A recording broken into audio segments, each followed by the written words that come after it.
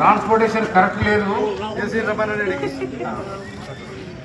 కనుక మీరు డిఎంతో చెప్పిస్తారా, ఎవరితో చెప్పిస్తారో ఇలా ఇమ్మీడియట్లీ మీరు ఇక్కడ లోడ్ చేయడానికి మీరు లారీలు పంపాలి. ట్రాన్స్పోర్టేషన్ ఎందుకంటే నేను మొదటి నుంచి కూడా చెప్తాను, ఈ ట్రాన్స్పోర్టేషను వానికి ఉన్నది 10 లారీలు అయితే అట్లా 50 లారీల నుంచి మీ టెండర్ తీసుకుంటారు.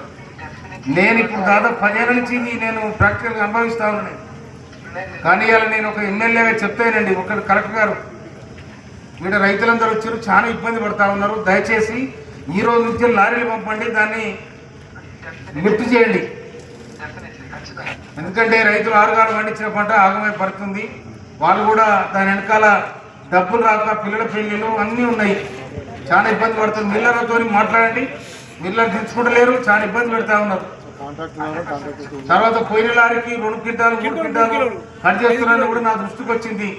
దయచేసి మీరు ఇమ్మీడియట్గా పరిష్కరించాలని నేను మీకు సూచన చేస్తా ఉన్నా. కలెక్టర్ గారు ఒక తొందరగా కానివ్వండి.